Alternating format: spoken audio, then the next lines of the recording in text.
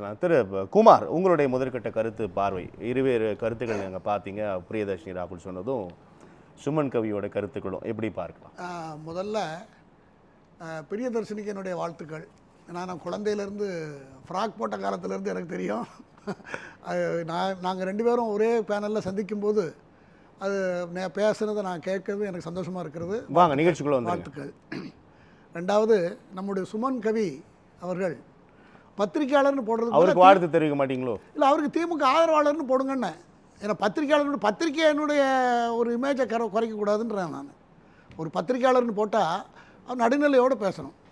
இல்லைன்னா ஏன்னா போடலாம் தாராளமாக. நான் இப்போ கொஞ்ச நேரத்துக்கு முன்னாடி அவரை தனியாக சொன்னேன். யார் எதை ஆதரிக்காங்களோ அதை ஆதரிக்கிறதா போடுங்க, தப்பு இல்லை. பத்திரிகையாளர் எனக்கு ஒரு தனிப்பட்ட வியூ இருக்க கூடாதுன்னு சொல்லுவதே ஒரு தப்பு சார். நீங்க இல்ல ஒரு பத்திரிகையாளருக்கு ஒரு புள்ளி இருக்க கூடாது. நான் அங்க இருந்துட்டு அப்படி பேசினதான் சொல்லணும். நான் கிறிஸ்டோபர் சார் நீங்க பேசும்போது எனக்கு ஒரு சாயம் வச்சிருக்கீங்களா? நான் உங்களுக்கு பேசும்போது நான் ஒண்ணும் பேசல, கொஞ்சம் இருங்க. பத்திரிகையாளர்களுக்கும் தர்க்கம் இருக்கலாமே. எனக்கு ஒரு தர்க்கம் இருக்கிறது எப்படி இருக்கணும்னா, கேட்கிறவங்களுக்கு இவர் ஒரு சார்பா பேசல, நடுநிலையா பேசுறாரு. திருப்பரங்குன்ற விஷயத்தை 7.5 கோடி மக்கள் இருக்காங்க. ஒரு நிமிஷம், 7.5 கோடி ஒரு நிமிஷம் இதை சொல்லிடுறேன். சொன்னதுக்கு முதல்ல ஒரு பதிலாக வளர்ச்சிக்கு என்ன 7.5 கோடி மக்கள் இருக்கிற நாட்டுல, தமிழ்நாட்டுல இவரை தவிர இன்னொரு ஒரு ஆயிரக்கணக்கான பேரை தவிர பாக்கி அவ்வளோ பேருக்கு திமுகவும் அதை ஆதரித்து பேசுகிறவங்களும் சொல்கிறது பூரா போய் அப்படின்னு கடந்த வாரம் பூரா விவாதித்து எல்லாருக்கும் உறுதியாகி போயிட்டுது. ஆனால் இவர் அதை கவனிக்காமல் இருந்திருக்காரு. திரும்பி அதே பொய்யக்கு வந்து சொல்கிறார். போயிருக்கட்டும், நீங்கள் மக்கள் முன்னால் பேசுகிறேன்னு மட்டும் நீங்கள் புரிஞ்சுக்குங்க. அரசாங்கம் ஏற்றிக்கிட்டு இருக்கிறது மோட்ச தீபம், செத்து போனவங்களுக்கு ஏற்றுற இடத்துல ஏற்றிட்டு இருக்கு. இவ்வளவு நாள் செய்கிற தப்பாக தான். அதுக்குன்னு வச்சது ஆயிரக்கணக்கான வருஷமா அங்க இருக்கிறது. அந்த இடத்துல மோட்சத்தீபம் ஏத்தணுங்கிறத நம்ம திருப்பரங்குன்ற விவகாரத்தை நிறைய பேசிட்டோம். இப்போ இதுக்குள்ள வந்துடலாம். பொய்யை தடுக்கணுங்கிறத நான் முதல்ல கருத்தை சொல்றதை விட பொய்களை தடுக்கணுங்கிறத இப்போ எல்லா டிவிலையும் நான் பகிரங்கமா பேசிக்கிட்டு இருக்கேன். இவங்க பொய் சொல்லியே மக்களை நம்ப வச்சுட்டு இருக்காங்க. அது எல்லாரும் மேல இருந்து கீழே வரைக்கும். அது இப்போ ராகுலுக்கும் தாவி ராகுலுக்கும் வியாதியா மாறி அகில இந்திய அளவில் பொய்யா மாறிட்டு இருக்கு. அதனால பொய்களை தயவு செய்து தவிர்க்கணும்னு நான் சொல்றேன். உண்மையை வச்சு கட்டடம் கட்டுங்க, உண்மையை மிகைப்படுத்துங்க, தப்பு இல்லை. பொய்யை வந்து உண்மையாக பேசாதீங்கிறது என்னுடைய வாதம். ஒன்று, இப்போ Thiruvananthapuram capital of the Kerala, அதுதான் அந்த இதில் கடந்த தேர்தலில் பார்த்திங்கன்னா எல்லாமே 5 தொகுதி, 5 வந்து எல்டிஎஃப்க்கும், ஒன்று வந்து யூடிஎஃப்க்கு, ஒன்று 6 கிடச்சிது. இந்த வாட்டி 6ல் ஒரு தொகுதியை பிஜேபி எடுத்திருக்கிறது. அது 50 வார்டில் ஜெயிச்சிருக்கிறது.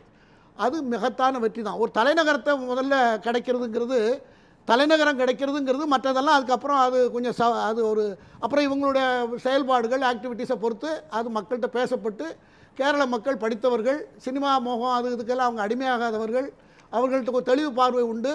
இவங்க சரியாக பெர்ஃபார்ம் பண்ணாங்கன்னா அடுத்த தேர்தலில் மற்ற வாய்ப்புகள் கிடைக்குங்கிற அளவில் தான் எல்லாரும் பாராட்டுறாங்களே தவிர எங்களுக்கு பூரா வெற்றின்னு யாரும் சொல்லலை. அதை தான் நண்பர் புரிந்து கொள்ள வேண்டும். அடுத்தபடியாக பீகாரை போல் கண்டிப்பாக பீகாரை போல் இப்போ அங்கே திருப்பரங்குன்றம் இஷ்யூ வந்து பெரிய இஷ்யூ, மக்கள்கிட்ட பெரிய இஷ்யூ ஆகிட்டு. இந்த ரெண்டு சிந்தனையோட நீங்கள் தமிழகத்துக்குள்ளலாம் வர முடியாது, இங்கே களமே வேற அப்படின்னு சொல்கிறாங்க. அதான் அவருக்கு சொல்லுவாங்க. அதாவது மக்கள் எப்போதுமே தூங்கிட்டு இருப்பாங்கன்னு நினைக்கிறாங்க. மக்கள் எப்போதும் தூங்கிட்டு இருப்பாங்கன்னு நினைக்கிறாங்க. மக்கள் சுயமாக சிந்திப்பாங்கங்கிறது என்றைக்கு நினைக்காங்களோ அன்றைக்கி தான் சரியாக அவங்க வாயில வார்த்தைகள் வரும். மக்கள் சுய சிந்தனையாக மாற ஆரம்பிச்சிருக்காங்க. காரணம் இந்த ஸ்மார்ட் ஃபோனால் எல்லா மக்களுக்கும் என்ன நடக்கிறதுங்கிறது. ஏன்னா எந்த பிரச்சனையும் அடுத்த 10 நிமிஷத்தில் அவங்களுக்கு யூடியூப்ல பார்த்துடுறாங்க. நம்ம வந்துடலாம் தலைப்புக்குள்ள வாங்க. நம்ம எது சரிங்க. நல்லது குமார். இப்போ தமிழகத்தோட பாஜக செல்வாக்கை உயர்த்த அமித்ஷாவோட வருகை அடுத்த மாதம் கூட பிரதமர் வருவதாக கூட ஒரு தகவல் இருக்கிறது. புதுக்கோட்டையில என்ன வியூகம் இருக்குன்னு வியூகம் வந்து எப்படின்னா, திமுகவுக்கும் காங்கிரஸுக்கும் இருக்கிற முடிச்சு எப்போ அவுக்கப்படுதோ அடுத்த மறுநாள், அடுத்த 24 ஹவர்ஸில் எல்லா வியூகமும் தமிழ்நாட்டில் தேர்தல் வியூகம் பூரா முடிஞ்சு. அதுக்காக தான் காத்திருக்கீங்க. காத்து யாரும் இருக்கல. நிலைமை அரசியலில் இப்போ நம்ம பேசுகிறோம்ல, அதை போல் அரசியலில் எல்லாத்துக்கும் கான்டாக்ட் இருக்கும், எல்லாம் தொடர்பு இருக்கும். ஒரு கூட்டணி ஃபைனலைஸ் ஆச்சுன்னா அடுத்த கூட்டணி டக்குன்னு மறுநாளே ஆகிடும். இது பொதுவான விதி. இப்போ திமுகவை பொறுத்தவரையில் 70 சீட் வரைக்கும் தாவேக்கால கொடுக்கறதாக பேச்சு நடந்து கொண்டு இருக்கிறது. இது வியூகம் தான். இது வியூகம் செவிவழி சம்ஹார செய்தி யாகம் மாதிரி நடத்தும். மற்றவங்கெல்லாம் உங்களை போல பத்திரிகையாளர்கள் சொல்கிற தகவலை வச்சு நான் சொல்லுகிறேன், இது நடந்து கொண்டிருக்கிறது. ஆனால் எதிர்காலம் 1967 திமுக கிட்ட பறிகொடுத்த காங்கிரஸ் என்னைக்காவது அது ஒரு வாழ்க்கையை ஆரம்பிக்கணும்னு நினச்சா தப்பு இல்லைன்னு தான் என்ன போலன்னு நினைப்பேன். ஏன்னா இப்போ யார்கிட்ட பறி கொடுத்தோமோ அவங்க வேலையே பிடிச்சிக்கிட்டு இருந்தால் எந்நேரம் அங்கே தானே இருக்கணும்.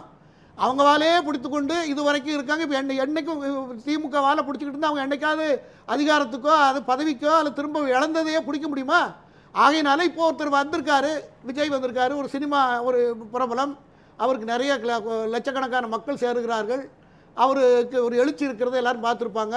அதனால் உங்களுக்கு சீட்டு நீங்கள் கேட்குற சீட்டு என்னை முதலமைச்சராக ஏற்றுக்கிட்டா யார் வேணாலும் வாங்கன்னு அவர் ஓப்பன் இன்விடேஷன் கொடுத்துட்டாரு. அது ராகுல் காந்தி லெவலில் பெரிய வேறு லெவலில் பேசிகிட்டு இருக்கிறதாக தகவல். அது ஃபைனலைஸ் ஆகிட்டுன்னா அடுத்த மறுநாள் எல்லாமே ஃபைனலைஸ் ஆகிடும். ஆகையினால எதிர்காலத்தில் இப்போ அது ஃபைனலைஸ் ஆகிடுச்சுன்னா வேறு என்ன சார் ஃபைனலைஸ் ஆகும்?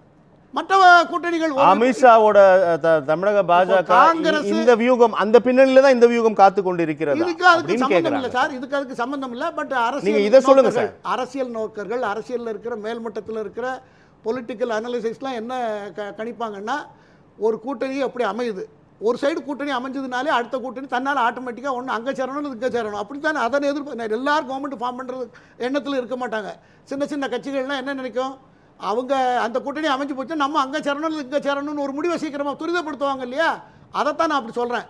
ஆகையினால காங்கிரஸ் திமுக விட்டு போனால் காங்கிரஸ் கூட இருக்கிற கட்சிகள், சில கட்சிகள் திருமாவளவன் இருக்கார், மற்றவங்களாம் இருக்காங்க, இது எல்லாருமே அதிகாரத்தில் பங்கு கேட்டவங்க. இவங்கெல்லாம் எல்லாருமே காங்கிரஸ் உட்பட அதிகார பங்குங்கிறது இதுக்கு முந்தின எலெக்ஷனில் தேர்தலில் எப்போதுமே கிடையாது. இந்த தேர்தலில் தான் அது உருவாகி இருக்கிறது. அந்த கான்செப்டை இப்போ பெருசாக உருவாகி இருக்கிறது. இடையில வந்து அவர் நாங்கள் இந்த தடவை நாங்கள் எதுவும் அதிகாரத்தில் ஒன்று கேட்கலன்னு கூட அவர் சொல்லியிருக்கிறார். அப்படி இருந்தாலும் காங்கிரஸ் வந்து அதிக சீட்டும் அதிகப்படியான இதையும் கொடுத்தால் எதிர்காலம் காங்கிரஸ் தாவேகாவுக்கு வரும்னு அவங்க நம்பினால் கண்டிப்பாக அவர்கள் அங்கே போவார்கள். அப்படி போகும்போது கம்ப்ளீட்டாக மாறிடும். அப்போ திமுகவினுடைய கூட்டணி பலத்தை அடி வாங்கி 1-2 கட்சிகளோடு அதுக்கு தேர்தலில் சந்திக்கும். அப்படி சந்திக்கும் பொழுது அதுக்கு மிகப்பெரிய 3வது இடத்துலையோ அல்லது 2வது இடத்துலையோ வர்றதுக்கு வாய்ப்புகள் அதிகமாக இருக்கிறது என்பது நான் என்னுடைய பார்வையில் சொல்கிறேன். இது நடந்துருன்னு நான் சொல்லலை, என்னுடைய பார்வை இப்படி ஆனால் அப்படி ஆகும்னு நான் சொல்கிறேன். அதற்கு பிறகு இந்த சைடு நீங்கள் வந்தீர்கள் என்று சொன்னால் இந்த பக்கம் பாஜகவுடைய நிலை அதிமுகவில் பிரிந்திருக்கிறவர்களை ஒன்று சேர்க்க வேண்டும் என்பது இன்றைய நிமிஷம் வரைக்கும் அவங்க அந்த நிலைப்பாட்டில் இருக்காங்க. ஆனால் அதை முடிவெடுக்க வேண்டியது எடப்பாடி பழனிசாமி அவர்கள். எடப்பாடி பழனிசாமிகிட்ட ஒரு குறைய எல்லாரும் சொல்கிறாங்க. அதாவது ஆங்கிலத்தில் ஒன்று சொல்லுவாங்களே, wealth is lost, nothing is lost, health is lost, something is lost, character is lost, everything is lost. இவர் பொலிட்டிக்கலில் இவருடைய கேரக்டரு ரொம்ப கொஸ்டின் ஆக்கப்படுது. இவர் பிடியே இருக்கார், கொஞ்சமாவது ஃப்ளெக்சிபிளாக இல்லை. இழந்தவங்கள பெரிய பெரிய ஜாம்பவான்கள்லாம் அரசியல் கட்சி எம்ஜிஆர் ஜெயலலிதா எல்லாமே விட்டு போனவங்கள நீக்கினவங்களெல்லாம் திரும்ப சேர்த்துருக்காங்க. இவர்கிட்ட அந்த கான்செப்டே இல்லை. ஆகவே இவர் அதிமுகவை ஒழித்து விடுவார் என்று நேற்று வரைக்கும் விவாதம் நடந்திருக்கிறது. அந்த விவாதத்தை எல்லாம் அவர் பரிசீலித்து அதை யோசித்து அவர் ஒரு தெளிவான முடிவெடுத்தால், அவர்களை திருப்பி கொண்டு வந்தால் மகத்தான ஸ்ட்ரென்த்து அதிமுகவுக்கு கிடைத்துவிடும். அதிமுக வந்து கிட்டத்தட்ட 32 வருஷம் தமிழ்நாட்டில் ஆட்சியில் இருந்த கட்சி. அதற்கு இருக்கிற இப்போ திமுக பேருக்கு தான் இருக்குது, போர்டு தான் திமுக இருக்கிற, அங்கே செயல்படுறது பூராமே அதிமுகவில் உள்ளவங்க தான். அப்போ திமுக வந்து தோல்வி அடைந்திருக்கிறது ஒரு ஆஸ்பெக்டில். திமுக பேருக்கு தான் திமுக, அறிவாலயம் இருக்குது, திமுகன்னு அந்த பேர் இருக்குது, எல்லோரும் இருக்காங்க, பழைய ஆட்களும் இருக்காங்க, புது ஆட்கள் தாங்க நடத்திட்டு இருக்காங்க. அதிமுகவில் போன ஒரு அமைச்சர்கள் தான் இப்போ திமுகவை நடத்தி கொண்டிருக்கிறார்கள். இப்போ புதுசாகவும் இன்னும் யாராவது 1-2 செங்கோட்டையன் இப்போ தான் போயிருக்கிறார். தாவேக்கா போயிட்டார் சார் அவர். சாரி, தாவேக்கா போயிட்டார். இந்த யாரெல்லாமோ போகிறதாகலாம் பேசப்படுது. ஆக இப்படியெல்லாம் இருக்கிறது. இந்த சூழலில் நீங்கள் வந்து பாஜக தாவேக்கா கூட்டணிகள் இதை வந்து ஒரு எடப்பாடி பழனிசாமியுடைய நல்ல ஒரு தீர்க்கமான முடிவெடுத்தால் சார், இந்த வியூகம் என்ன வியூகம் அமைக்க போகிறார் அப்படின்னு தானே நம்மளோட தலைப்பு வச்சிருக்கிறோம். இந்த இந்த இந்த சிதறி இருக்கக்கூடிய கட்சிகளை ஒருங்கிணைப்பது தான் முதல் வியூகமாக இருக்கார். பொதுக்குழுவில் எடப்பாடி பழனிசாமி உள்ளிட்ட முக்கிய நிர்வாகிகள் எல்லாமே தெளிவாக அவங்களுடைய நிலைப்பாடு பேசினதை நம்ம பார்த்தோம் இல்லையா? மீண்டும் அதே நோக்கி அமித்ஷா வரவிருக்கிறார். எப்படியா அன்னைக்கு வந்து ஒரு கூட்டணி தொடர்பான ஒரு பெரும் அறிவிப்பு இருக்கும்லாம் சொல்றாங்க. அதெல்லாம் சாத்தியமா? நாளைக்கு இரவு வர்றதாக அதிகாரப்பூர்வமற்ற தகவல் தான், இன்னும் உறுதியாகலை. நாளைக்கு மறுநாளோ அல்லது எப்படியோ கண்டிப்பாக வர்றாரு. ஆனால் அன்னைக்கு கூட அவருக்கு என்ன முடிவெடுத்தாங்கன்னா, திரும்ப கூட்டணியை துருவாயிச்சு இல்லையா, இடையில டிஸ்கனெக்ட் ஆகிருந்தது, திரும்ப துருவாயிருக்கிறது. அதை பொதுக்குழுவில் அப்ரூவல் வாங்கியிருக்கிறாரு. உஷாராக இருக்கணும், பொதுவான டெர்மினாலஜியை பயன்படுத்தினார் சி வி சண்முகம் அவர்கள். அதே போல் நம்மகிட்டையும் சில தவறு இருக்குது, நம்மகிட்டையும் சில தவறுனால தான் இது நடந்ததுன்னு அவர் ஒத்துக்கிட்டார் அந்த பொதுக்குழுவிலே. அதனால் அது எல்லாரும் அனுசரித்து தான் பேசுவாங்க. ஏற்கனவே திரு எடப்பாடி பழனிசாமி வந்து முதலமைச்சராக பதவி அவர் தான்ங்கிறதுல உறுதியாக இருக்காங்க. அதுக்கு பாஜக சைடில் எந்த விதமான பிரச்சனையும் இல்லை. என்ன டிடிவி தினகரன் வந்து அவர் தலைமையை நான் ஏற்க மாட்டேன்றதுல அவரும் ரொம்ப உறுதியாக இருக்காரு, அதுக்கு வரமாட்டேன்னு சொல்லியிருக்காரு. ஆனால் அதைத்தான் பேசுறதுக்கு எப்படின்னு வராங்க, ஓபிஎஸ்ஸை வந்து எப்படியாவது அக்காமடேட் பண்ணிடுவாங்க. ஆனால் ஓபிஎஸ்ஸை வந்து எனக்கு தெரிய திரும்ப அதிமுகவில் சேர்த்துருவாருதாக தான் தகவல் இருக்கு. எப்படி சார் அக்காமடேட் பண்ணுவாங்க? இப்போ அவர் கட்சியை ஆரம்பிக்கல, 15 ஆலோசனை கூட்டத்தை ஒத்தி வைத்திருக்கிறார், 23, 24 ஒரு அறிவிப்பு வெளியிட்டிருக்காரு. இதற்கிடையில் அமித்ஷாவோட வருகை எப்படி சார் அக்காமடேட் பண்ணுவாங்க? பாஜகவில் சேர்த்து விடுவார்களோ? இல்ல அதிமுகவில் திரும்ப சேர்ப்பதற்கு தான் முயற்சி நடந்து கொண்டு, அதுதான் வாய்ப்பு எல்லாம் நம்ம களம் சொல்லுது சார். அன்னைக்கு அவர் முடிவெடுக்கணும்னு அதிகாரம் கொடுத்துருக்கல, அவரு தானே எடுக்கணும் முடிவு. அதுதான் அவர் தான் சொல்றாரு முடிவு எடுக்கணும் சார். அவருக்கு எல்லா அதிகாரம் யாரையும் கேட்க வேண்டியதில்லை. சேர்க்கிறதோ நீக்கிறதோ வேண்டாங்கிறதோ அது வேற யாரும் கொண்டு போய் சேர்றதோ அந்த முடிவை நீங்களே எடுக்கலாங்கிறது தான் பொதுக்குழு சொல்லியிருக்கிறது. அந்த முடிவு அவர் எடுக்கலாம். ஏன்னா அவர் எல்லாரை விட கட்சி உயர்ந்தது. எம்ஜிஆர் ஆரம்பித்த இயக்கத்தை திரும்ப கட்சி இல்லைன்னா ஒன்றுமே இல்லாமல் போயிடும். இப்போ எடப்பாடி பழனிசாமி யாருக்கு தெரியும்? அதிமுக இல்லைன்னா அவருக்கு யாருக்கும் தெரிய போகிறதில்ல. ஆகையினால அந்த கட்சி இருக்க வேண்டும். ஜெயலலிதா சொன்னது போல் 1000 வருஷத்துக்கு இந்த கட்சி இருக்கணும்னு சொன்னது போல் அந்த கட்சி இருக்க வேண்டும் என்று கருதி இந்த மாதிரி எல்லாரும் அதை சொல்கிறாங்க. அவரை ஒருத்தரை தவிர 1-2 பேரை தவிர பாக்கி அவ்வளோ பேரும் ஒன்று இணையணுங்கிறதான் சொல்கிறாங்க. எல்லாருடைய முயற்சிகளும் ஒன்று சேர்வதற்காக எடுக்கப்பட்ட முயற்சி தான். அதை கடைசி நிமிஷத்தில் முடிவெடுத்து சேர்க்கலாம், இல்லைன்னா ராமநாதபுரம் தேர்தலில் எப்படி போட்டிட்டார் ஓபிஎஸ், அந்த மாதிரி ஏதாவது அது கூட அவ்வளோ வெயிட்டாக இருக்காது. அதிமுகவோடு சேர்ந்து ரெட்டலையில் நிற்கிறது தான் வெயிட்டாக இருக்குமே தவிர, ஒட்டுமொத்த அதிமுகவுக்கும் சப்போர்ட்டாக இருக்குமே தவிர, தனித்தனியாக நின்னால் அதுக்கு அவ்வளோ பெரிய முக்கியத்துவம் வராது. ஆனால் அவங்க என்ன முடிவு எடுக்காங்கன்னு நம்ம சொல்ல முடியாது. அந்த முயற்சியை வந்து அமித்ஷா அவர்கள் எடுப்பார்கள். எடுத்து 2 பேரும் இவங்க இப்போ வேறு எல்லார் கையிலேருந்து போயாச்சு. அதிமுக சைடில் திரு எடப்பாடி பழனிசாமி, பாஜக சார்பில் என்டிஏக்கு தலைவராக இருக்கக்கூடிய அமித்ஷா, இந்த 2 பேரும் எடுக்கிற முடிவை பொறுத்து தான் அது அமையும். அப்படி ஒருவேளை அமைந்தால் இப்போ இருக்கிற இந்த அரசாங்கத்துக்கு இருக்கிற மிகப்பெரிய ஆன்டி இன்கம்பரன்சி எல்லாம் ஈஸியாக அறுவடை பண்ணுவதற்கு அதிமுக களம் தயாராக இருந்தால் அதை அழகாக சாதித்து காமிக்க முடியும். அதைத்தான் மக்கள் நம்புகிறார்கள். திமுக மேல் நிறைய அதிருப்தி இருக்கிறது. பல விஷயங்கள் ரிசர்வ் பேங்க்லாம் நிறைய அப்படி வந்திருக்கு 18.38% உயர்ச்சி அதெல்லாம் பேப்பரில் காமிச்சது வந்திருக்கு. அடிப்படையில் மக்கள்கிட்ட நிறைய அதிருப்தி இருக்கிறது பல்வேறு காரணங்களால். உள்கட்டமைப்பு, ரோடு வசதி, அதே போல் மின்சார கட்டண உயர்வு, வீட்டு சொத்து வரி உயர்வு, பல்வேறு காரணங்கள், மதுக்கடை எதிர்ப்பு, அதுக்கப்புறம் கஞ்சா விற்பனை, இப்படி எல்லா விஷயத்துலையும் ஊழலை மேலேருந்து கீழே வரைக்கும் எல்லா துறையிலையும் ஊழல். 40% 30%. இப்போ இடையில வந்து கூட இப்போ இந்த தெலுங்கானாவுக்கு போன கூகுள் நிறுவனம் வந்து 40% 30% கேட்டதுனால போயிட்டதாக தகவல் ஓடிக்கொண்டு இருக்கிறது. இப்படியெல்லாம் பல விஷயங்கள் நடந்து கொண்டு இருக்கிறதுனால் மக்கள் மேலே திருப்பரங்குன்றம் மெயின் இஷ்யூ. இப்போ இது உடனடி காரணம். திருப்பரங்குன்றம் உங்களுக்கு தெரியும், முருகன் பக்தர்கள் தமிழ்நாட்டில் இருக்கிறது எல்லாருமே எப்படி பார்த்தாலும் அவங்க சுற்றி வளைச்சி பார்த்தா ஒன்றுமே தெரியாத மாதிரி இருப்பாங்க. ஆனால் இந்த கோயில் விஷயத்தில் ரொம்ப சிவியராக அரசாங்கம் நடந்து கொண்டதால் அரசாங்கத்துக்கு மேலே மிகப்பெரிய அதிருப்தி. அந்த போராட்டம் தேர்தல் வரைக்கும் கூட தொடரணும்னு நினைக்கிறேன் நான். அந்த மாதிரி அங்கே கட்டமைத்திருக்கிறார்கள். இன்றைக்கெல்லாம் பெரிய போராட்டம். இன்றைக்கெல்லாம் நாங்கள் தீபம் ஏற்றிடுவோம் அப்படின்னு உள்ளூர் மக்கள் போராட்டம் நடத்த துவங்கிட்டாங்க. ஆகையினால இது வந்து அரசாங்கத்துக்கு மிகப்பெரிய பின்னடைவை ஏற்படுத்தும். அதனால் இந்த சூழ்நிலைகளெல்லாம் வைத்து பார்க்கும் பொழுது வரக்கூடிய தேர்தலில் அதிமுக என்டிஏ கூட்டணி வலுவான கூட்டணி அமைந்தால் திமுகவுக்கு மிகப்பெரிய பின்னடைவாகத்தான் இருக்கும் என்று நான் கருதுகிறேன். நம்ம தொடர்ந்து பேசலாம். பார்வை, கருத்து, மக்கள் தீர்ப்பு தொடர்பா? அதாவது நான் பொதுவாக இந்த கருத்து கணிப்புக்கு நான் எப்போதுமே இதில் நான் அதை அப்படி தப்பு சரின்னு சொல்கிறது இல்லை. சொல்லணும் நீங்கள். சரி, சொல்லணுன்னாக்கா சொல்லணும் இல்லை, அது அவங்களுடைய அபிப்பிராயம். கொஞ்சம் பேர் எடுக்கிறீங்க, அது அவங்களுடைய அபிப்பிராயத்தை சொல்கிறாங்க. நான் இதில் என்ன சொல்ல வரேன்னா, தமிழ்நாட்டினுடைய அரசியல் போக்கு மாறப்போகிறது.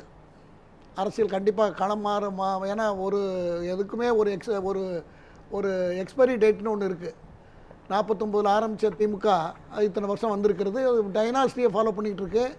நிறைய சினிமா துறை அவங்க பொறுப்பு, அதே போல் ரியல் எஸ்டேட் அவங்க கஸ்டடி, ஏர் ஸ்பேஸ் வரைக்கும் போய் பூந்தாச்சு. அப்புறம் எல்லா இதுவும் சொல்லி தான் தெரியணும்னு அவசியம் இல்லை, எல்லாத்துக்கும் தெரியும். இதெல்லாம் மக்கள்கிட்ட பேசப்படுது. மக்களுக்கு இதெல்லாம் தெரியாத இந்த ஸ்மார்ட் ஃபோனால் எல்லாத்துக்கும் தெரிஞ்சு போயிடுது. ஆகையினால எல்லோரும் விழிப்புணர்வோடு இருக்காங்க. நாட்டுக்கு ஏகப்பட்ட கடன் ஆகிப்போச்சு. இந்தியாவிலே 1ஆம் நம்பர் கடன், அதிகப்படியான கடன் வாங்கியிருக்கு தமிழ்நாடு. கடன் வாங்கிக்கிட்டு பேப்பரில் காமிக்கிறோம், நல்லா சக்ஸஸ்ஃபுல்லாக போய்கிட்டு இருக்கோம், பேப்பரில் காமிச்சிட்ருக்கோம். ஏஜிஎம் நடக்கும்ல ப்ரைவேட் லிமிடெட் கம்பெனியில். ஏஜிஎம்மில் பார்த்தா பேப்பரில் நல்ல சிக்குன்னு பேப்பராக இருக்கும். பாருங்கள், இவ்வளோ இருக்குது, இவ்வளோ வட்டி லாபம் வந்திருக்குன்னு காமிப்பாங்க. கடைசியில் திவால் ஆயிரும் கொஞ்ச நாளில். மக்கள் தீர்ப்புக்குள்ளே வந்து அதை போல் அரசாங்கம் நடந்துக்கிட்டு இருக்குங்கிறது மக்கள் பேசுகிறாங்க. இந்த நிலைமைக்கு சரியான ஒரு இடத்துல A is a power, B is a criminal, B is a power, A is a criminal இருந்த காலம் இருந்தது. இப்போ புது வரவாக விஜய் வந்துட்டார். விஜய் வந்திருக்காரு. விஜய்க்கு நல்ல வரவேற்பு இருக்கிறது மக்கள்கிட்ட, இளைஞர்கள்ட்ட. திமுகவில் இருக்கக்கூடிய திமுகவுக்கு சாலிட் ஓட்ஸ்னு, மைனாரிட்டிஸ் ஓட்ஸ் சாலிடாக எப்போதுமே. அமித்ஷா வருகை கொடுத்து கேட்டால் ஏன் விஜய் கிட்டே போகிறீங்க? இதுக்கு வந்து இல்லை, அதான் சொல்கிறேன். அந்த ஓட்டுகள்லாம் கண்டிப்பாக விஜய்க்கு போய் சேரும். அதற்கான முயற்சிகள்லாம் நடந்து கொண்டு இருக்கிறது.